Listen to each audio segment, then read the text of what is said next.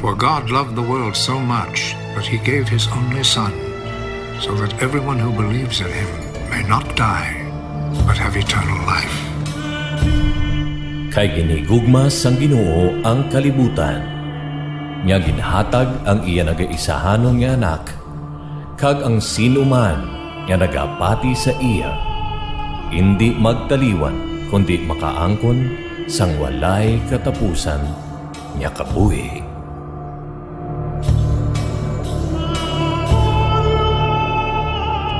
Mayong hapon naman sa aton tagpalamati sa 373 Super Radio Iloilo. This is your brother Fernando.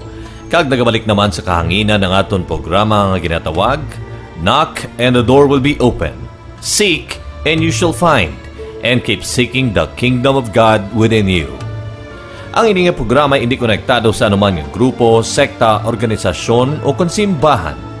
Ang amon ginapalinton amo lamang nga mayong balita sa mahal nga Biblia, Torah kag Quran. Kay ang ginbugayan sang Ginoo sang dulunggan makabati kag mga mata nga makakita sa pulong sang Ginoo. Kag nagakadapat lang nga himayaon nato ng aton Ginoong Dios halin sa pagbutlak sang adlaw hasta sa pagtunod sini. And we all should worship this one God in truth and in spirit, says the Lord God.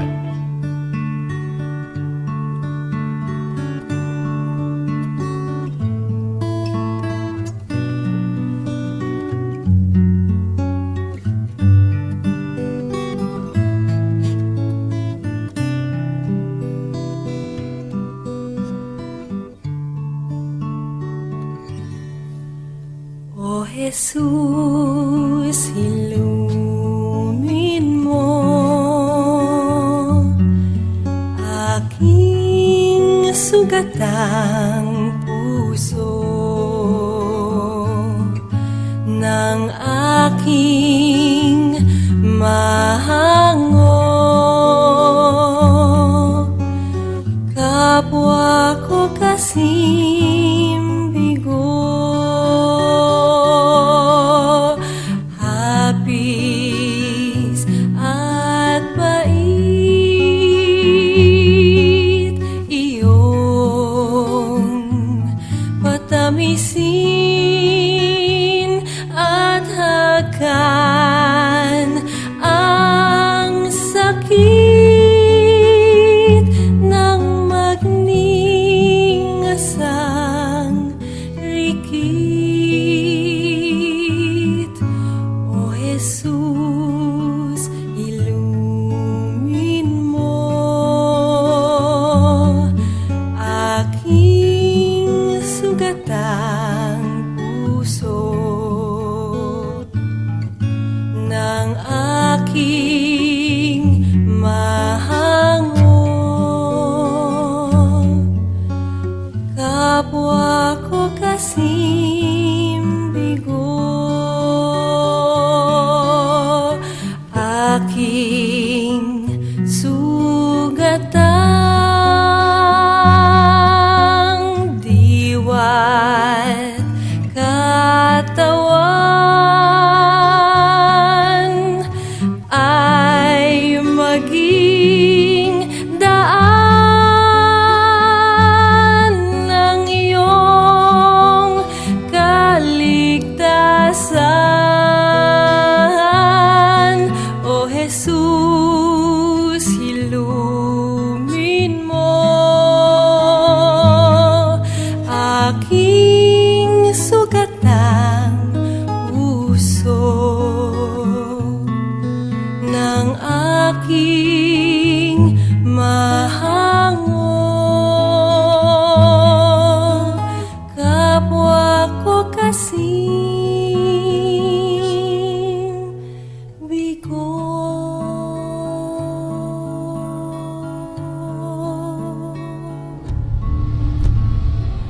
Mga utod ko kay Hesus Kristo kag mas kilalaman sang iban sa aton sa iya Hebrew name nga Yahushua HaMashiach. Kamo ginaimbitar ko gid sa pagpamati sa mga dinalan sa Biblia nga akon pagabasahon kag kabay nga opdan ninyo ako sa pagtuon sa maayong balita. Akon man ginapahibalo nga ining nga programa wala nagapangayo kayo o kung nagasulisit sang anuman nga donasyon. Ang amon tinutuyo amo lamang ang pagwaragwag sang maayong balita. Ang pulong sang Dios halin sa naunang libro sang Korinto, Kapitulo 13. Ang pinakaimportante nga abilidad. Ang gugma. Bisan makahambal ako sa nagkalain-lain ni mga lingwahe sa mga tao kag sang mga anghel, pero kung wala ako sing gugma sa akon isig katawo, daw pareho lang ako sang agong nga magahod o kung lingganay nga matagsing. Kag bisan makasugid ako sa mensahe sang Dios kag makahibalo sang tanan nga tinago nga mga kamatuoran, pati ang nagkalain-lain nga mga kaalam, kag bisan mapasaylo ko ang bukid tungod sang akon dako nga pagtuo, kung wala ako sing gugma, wala gid ako sing pulos. Bisan ipanagtag ko sa mga imol ang tanan ko nga mga pagkabutang, kag bisan ihalad ko ang akon lawas nga sunugon, kung wala ako sing gugma, wala ako gihapon sing pulos. Ang tao nga nagahigugma mapinasensyahon, maayo sa iya isig katawo, hindi mahisaon, hindi hambog kag bugalon, hindi bastos, hindi maiya-iyahon, hindi maakigon, hindi madumot, wala nalipay sa malaot kundi sa matarong, perme mainantuson, perme may pagsalig kag paglaom, kag perme mabinatason. May katapusan ang mga pagsugid sang mensahe sang Dios kag ang mga paghambal sa iban nga mga lingwahe nga wala natun-i, pati ang mga pagsaysay sang kaalam sang Dios, pero ang gugma wala gid sing katapusan. Kaya ang mga butang nga aton nahibaluan pati ang aton pagsugid sang mensahe sang Dios indi pagid kompleto. Pero kung mag-abot na ang adlaw nga makompleto na ang tanan, madula na ang pagkadi kompleto.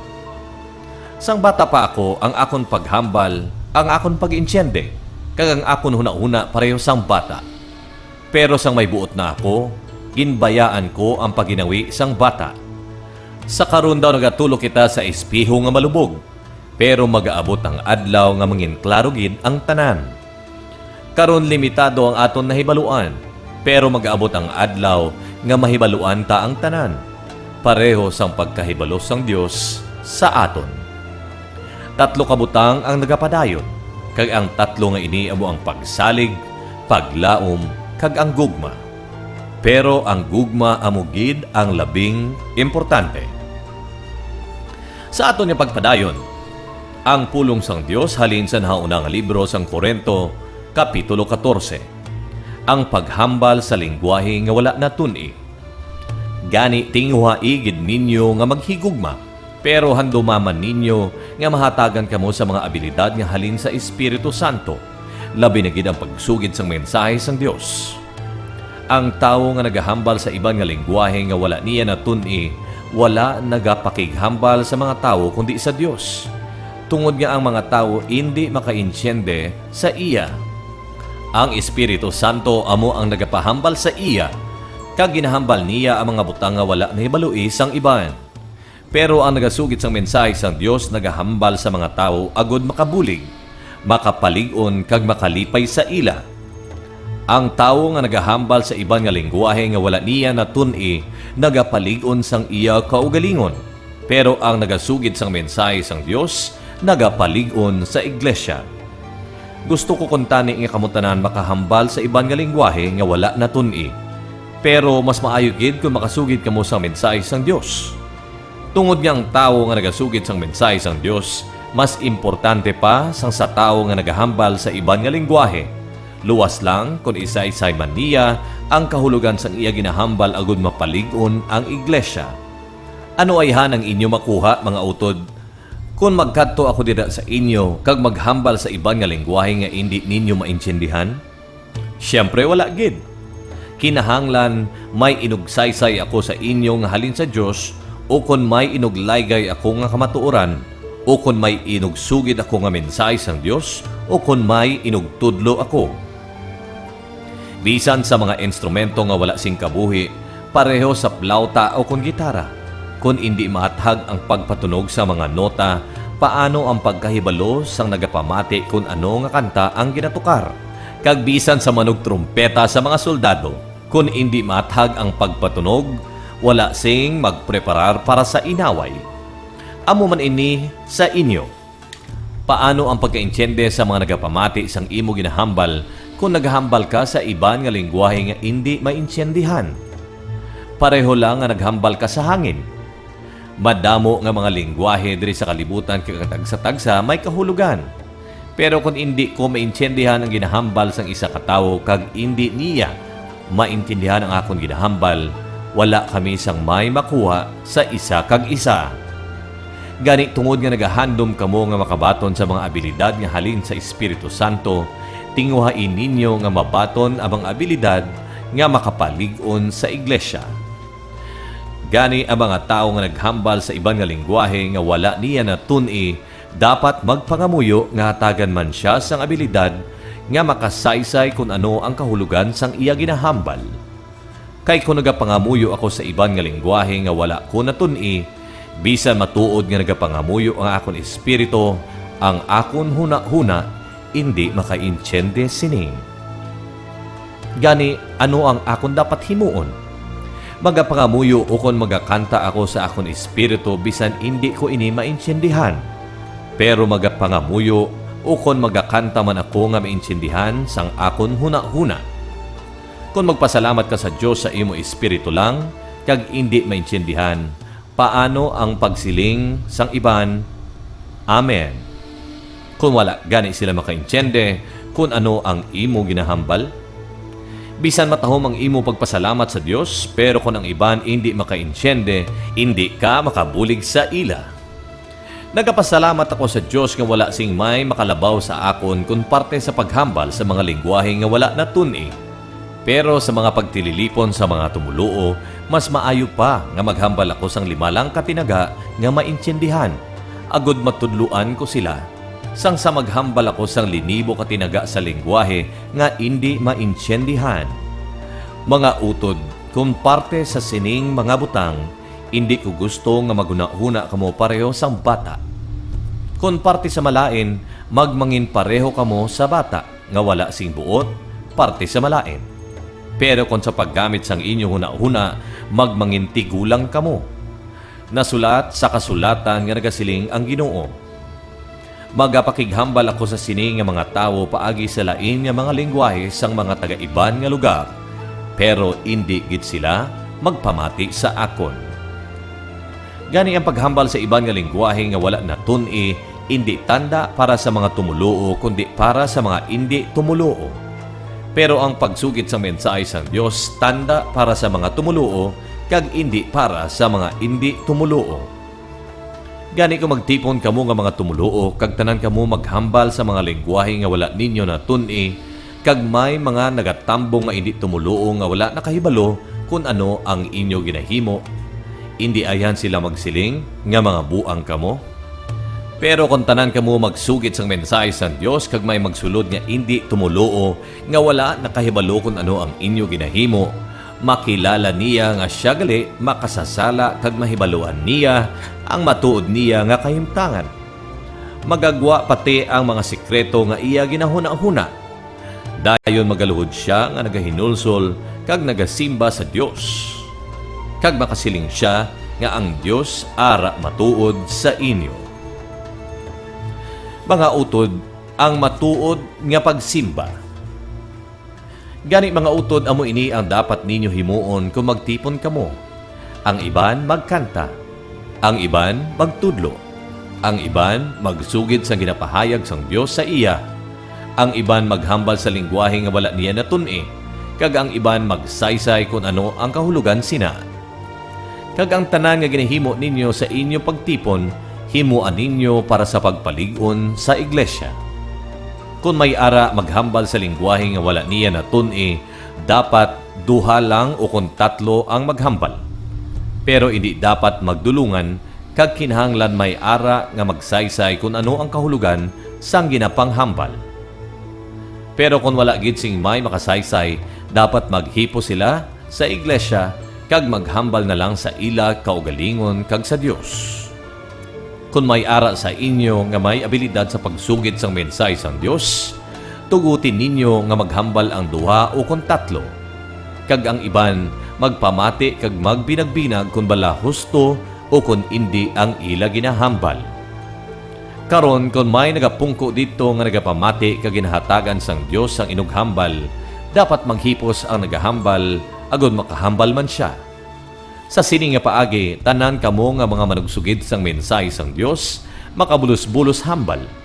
Agod ang tanan, makatuon kag mapaligon ang pagtuo. Ang manugsugid sang mensahe sang Dios sarang makapugong sang iya kaugalingon. Kay ang Dios wala nagahatag sang kagamo, kundi kalinong. Kung parte sa mga babayi, himuan ninyo ang ginahimo sa mga katawhan sang Dios sa tanan nga lugar kung magtipon sila. Dapat maghipos ang mga babayi sa inyong mga pagtililipon tungod nga wala sila ginatuguti nga maghambal. Dapat magpasakop sila sa mga lalaki pareho sang ginasiling sang kasulatan. Kag kung ang babayi may pamangkot, maghulat siya nga makapauli sila. Kag dito sa ila balay, makapamangkot siya sa iyabana. Tungod nga makahuluya nga maghambal ang babayi sa pagtilipon sa mga tumuluong. Ano, nagauna-una bala kamo nga ang maayong balita nagaling sa inyo? O kung kamo lang ang nakabaton sini?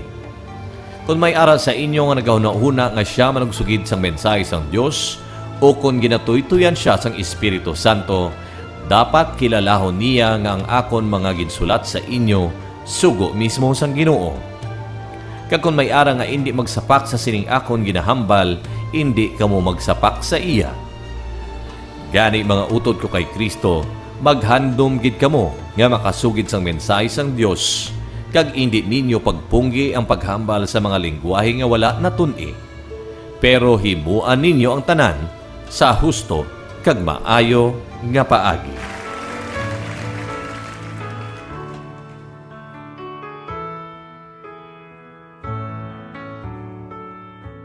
Above all powers, above all kings, above all nature and all created things, above all wisdom and all the ways of man, you were here before the world began. Above all kingdoms, above all thrones, above all wonders the world has ever known, above all wealth and treasures of the earth, there's no way to measure what you're worth.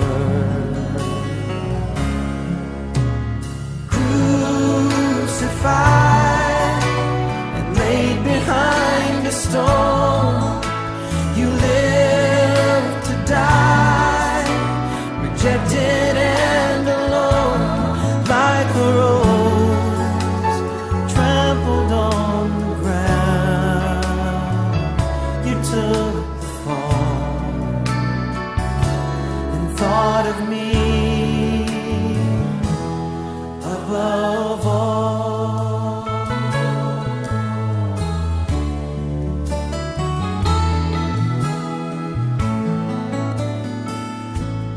Above all powers, above all kings, above all nature and all created things, above all wisdom and all the ways of man,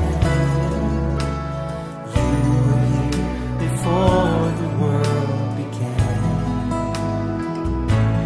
Above all kingdoms, above all thrones, above all wonders the world has ever known, above all wealth and treasures of the earth, there's no way to measure what you're worth.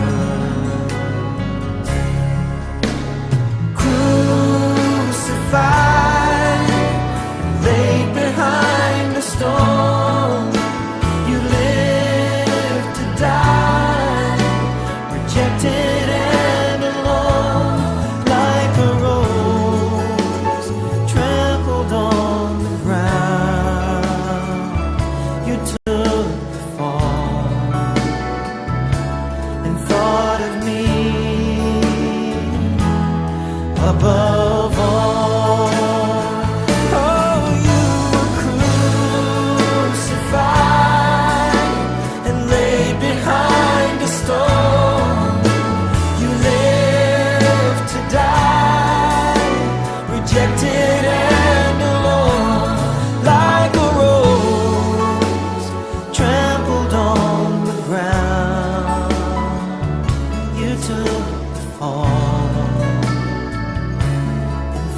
of me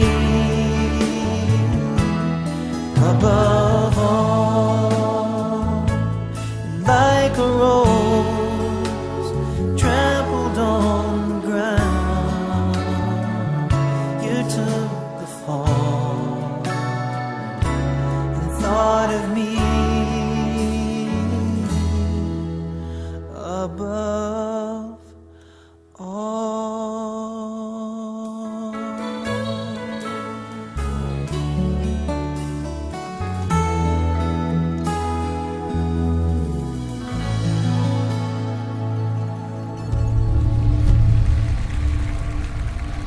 Mga kauturan kamo nagapamati sa programa nga Knock and the door will be open. Seek and you shall find. And keep seeking the kingdom of God within you. Ang ini nga programa nagawaragwag alas 3 hasta alas 3:30 kada hapon. Lunes to Biyernes sa 373 Super Radio. Kag pwede nyo man sundan ang amon mga post sa YouTube. Pangita lamang ang Ask, Seek, Knock, Iloilo. Agod madugangan pagid ang aton ihibalo sa maayong balita nga nasulat sa Biblia. Ang pulong sang Dios halin sa naunang libro sa Korinto, Kapitulo 15. Ang parte sa pagkabanhaw ni Kristo. Mga utod, gusto ko ipadumdum sa inyo ang maayong balita nga akon ginwali sa inyo. Iniginbato ninyo kagas na subong amuman ang inyo ginatindugan. Paagi sa sining maayong balita, maluwas kamo kung ginahuptan ninyo sing maayo ang akon ginwali sa inyo kag indi nga pasapayan lang ang inyo pagtuo. Gintudlo ko sa inyo ang labing importante nga mga butang nga gintudlo sa akon. Nga si Kristo napatay agud maluwas kita sa silot tungod sang aton mga sala. Kag ini suno sa kasulatan. Ginlubong siya kag nabanhaw sa ikatlong adlaw suno man sa kasulatan. Nagpakita siya una kay Pedro, kag dayon sa iban pa sa 12 ka apostoles. Pagkatapos nagpakita man siya sa iya mga sumulunod nga nagtipon nga sobra 5 kagatos. Kag kalabanan sa ila buhi pasubong, pero ang iban patay na. Nagpakita man siya kay Santiago kag dayon sa tanan nga apostoles. Sang ulihin nagpakita man siya sa akon. Ang akon halimbawa pareho sang lapsag nga natawo sa indi pa oras, tungod nga hinali lang ang akon pagkilala sa iya. Ako ang labing kubos sa mga apostoles kag indi gani takos nga tawgon nga apostol, tungod nga ginhingabot ko ang iglesia sang Dios. Pero sa kaluoy sang Dios sa akon, karon apostol na ako. Kag wala sing may makasiling nga wala sing pulos ang kaluoy sang Dios sa akon, tungod nga ang matuod mas madamo ang ako nahimo kung ikumparar sa nahimo sang akon kapareho nga mga apostoles. Pero indi sa akon kaugalingon, kundi tungod sa kaluoy kag bulig sang Dios. Pero wala sing diferensya kung ako o kung sila ang nagatudlo sa inyo. Ang importante nga pareho ang amon ginawali kag pareho man ang inyo ginatuuhan. Mga utod ang pagkabanhaw sa mga nagtuo sa Dios. Kung ginawali namon sa inyo nga nabanhaw si Kristo, nga ang ibandira sa inyo nagasiling nga wala sing pagkabanhaw. Kung matuod nga wala sing pagkabanhaw, nagakahulugan nga si Kristo wala man nabanhaw. Kag kung wala nabanhaw si Kristo, wala sing pulos ang amon pagwali. Kag wala man sing pulos ang inyo pagtuo. Hindi lang ina, kundi magagwa nga nagabutig kami parte sa Dios. Kay nagasugid kami nga ginbanhaw niya si Kristo. Pero wala siya nabanhaw kung wala sing pagkabanhaw ang mga patay. Kag kung si Kristo wala nabanhaw, ang inyo pagtuo wala sing pulos, kag wala pa kamo napatawad sa inyo mga sala. Kag nagakahulugan man nga ang mga tumuluo kay Kristo nga nagkalamatay na, wala man naluwas. Kung ang aton paglaom bilang Kristohanon para lang sa aton kabuhi, diri sa kalibutan, kitagid ang makaluluoy sa tanan nga tawo. Pero ang matuod, nabanhaw si Kristo halin sa kamatayon kag amo ini ang nagapamatuod nga banhawon ang mga patay. Tungod sa isa ka tawo nga si Adan, nag-abot ang kamatayon sa tanan nga tawo. Kag tungod man sa isa ka tawo nga si Kristo, mabanhaw ang mga patay. Kung ang tanan nga tawo mapatay tungod sa aton relasyon kay Adan, Tungod man sa aton relasyon kay Kristo, kita tanan mabanhaw. Ang pagkabanhaw pasunod. Ang una gid nga nabanhaw amo si Kristo. Pagkatapos pagbalik niya diri sa kalibutan, mabanhaw man ang iya katawhan. Kag dayon magaabot ang katapusan. Dulaon niya ang tanan nga ginharian, pagdumalahan, kag paggahom kag ihatag niya dayon ang paghari sa Dios nga Amay. Kay dapat maghari si Kristo hasta mapaampo niya ang tanan nga nagakontra sa iya. Ang katapusan gid nga kaaway nga dulaon amo ang kamatayon. Nagasiling ang kasulatan nga ginpasakop sang Dios kay Kristo ang tanan nga butang. Pero siyempre wala ini nagakahulugan nga pati ang Dios nga nagpasakop sang tanan kay Kristo nalakip man. Kundi ko ng tanan sa idalom na sanggahom ni Kristo, si Kristo nga anak sang Dios. Magapasakop man sa Dios nga nagpaampo sang tanan sa iya. Agod ang Dios amo na ang magagahom sa tanan. May mga tao nga nagpabautiso para sa mga napatay. Ti ano ang pulos ang ila ginahimo kung indi man lang pagbanhawon ang mga patay? Kag ano ang amon makuha sa mga peligro nga amon ginaagihan? Kung paano matuod nga ginapabugal ko kamo sa aton paghiusa kay Kristo Jesus nga aton Ginoo, matuod man nga ginaatubang ko kada adlaw ang peligro sang kamatayon. Nabudlayan gid ako diri sa Efeso, tungod niya ang mga tawo nga nagakontra sa akon pareho sa mabangis nga mga sapat. Gani kung indi pagbanhawon ang mga patay, ano bala ang akon makuha sa pag-antos nga pareho sini?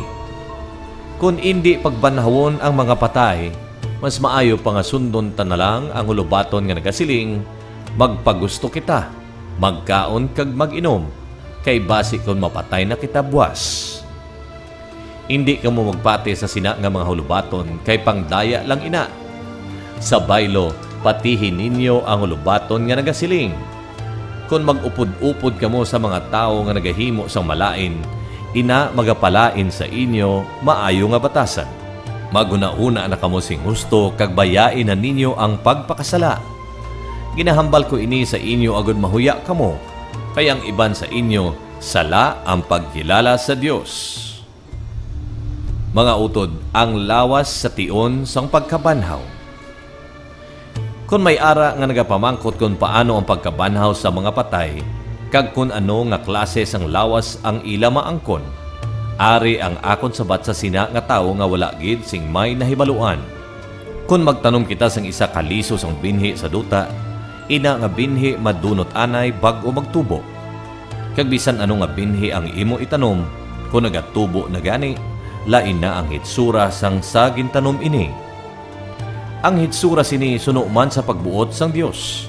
Kag kada binhi may iya nga hitsura kon magtubo. Amo man ang lawas sang tanan nga nagakabuhi, kay ang mga lawas wala man nagapalareho.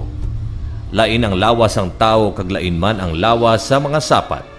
Lain ang lawas sa mga pispis kag lain pagid ang lawas sa mga isda. Nagkalain-lain ang ginhimo sang Dios diri sa duta kag dito sa langit.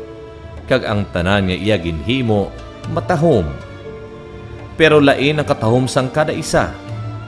Ang katahom sa mga butang nga dito sa langit lain sa katahom sang mga butang diri sa duta. Lain ang katahom sang adlaw kag lain man ang katahom sang bulan.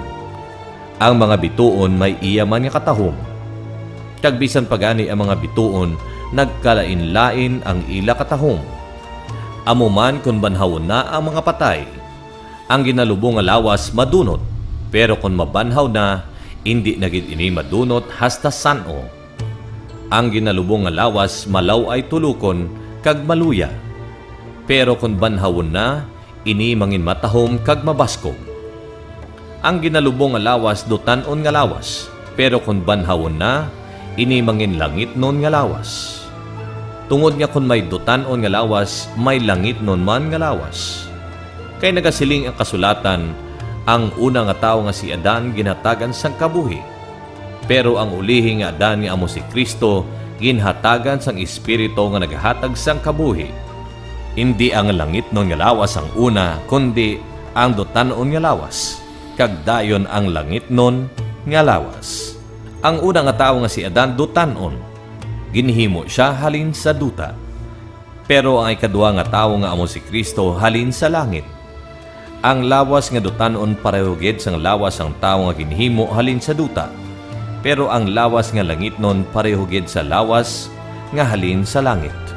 Gani kung paano nga ang aton lawas nangin pareho sang kay Adan nga halin sa duta, magaabot gid ang adlaw nga ang aton lawas mangin pareho man sang kay Kristo nga halin sa langit. Mga utod, ang buot ko silingon amo ini. Ining aton lawas nga dutanon indi mahimo nga may bahin sa paghari sang Dios. Kag ining lawas nga madunot indi makapanubli sang kabuhi nga wala sing katapusan. Pamati kamo kay sugiran ko kamo sang sining tinago nga kamatuoran. Indi kita tanan mapatay, pero kita tanan bag-uhon sang Dios ang aton lawas. Ini hinali lang nga matabo, pareho sa isa kapamisok. Kaysa pagtunog sang ulihigid nga trompeta, banhawon gilayon ang mga patay kagatagan sang lawas nga indi na madunot. Kag kita nga buhi pa bag-uhon man ang aton mga lawas. Tungod niyang ini nga lawas nga madunot kag mapatay, kinahanglan nga bayluhan sang lawas nga indi na madunot kag indi na mapatay. Gani kon ang ini nga lawas nga madunot mabayluhan na sang indi madunot, kag kon ang ini nga lawas nga mapatay mabayluhan na sang indi mapatay, matuman na ang ginasiling sa kasulatan. Gindula na sang Dios ang kamatayon. Diin na ang imo kadalagan o kamatayon? Diin na ang imo gahom.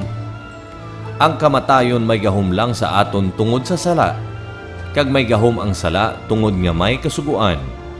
Pero salamat sa Dios tungod nga paagi sa ginhimo sang aton Ginoong Hesukristo, ginhatagan niya kita sang kadalagan sa sini nga mga butang. Gani mga hinigugma ko nga mga utod kay Kristo, magpakalig-on kamo kag indi gid malingkang sa inyo pagtuo. Magmapisan kamo sa ginapahimo sa inyo sang Ginoo, kay nahibaloan ninyo nga may pulos gid ang inyo mga pagpangabudlay para sa Ginoo. Mga utod, ato naman nabatian ang maayong balita halin sa Biblia. Kung mayara kamo dugang pa nga palamangutanon ka gusto mahibaluan na hanungod sa pulong sang Dios, pwede kita kapakikangot sa aton utod nga si Brother Humberto Avellaneda.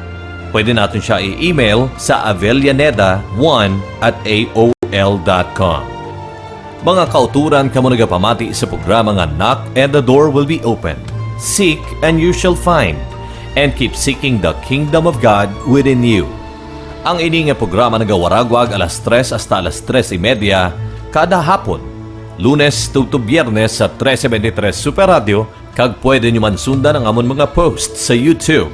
Pangita lamang ang Ask, Seek, Knock, Iloilo. Agud madugangan pagid ang aton ihibalo sa maayong balita nga nasulat sa Biblia. This has been your Brother Fernando. Nagapasalamat sa inyong pagpamati sa Knock and the Door Will Be Open. Seek and you shall find, and keep seeking the kingdom of God within you.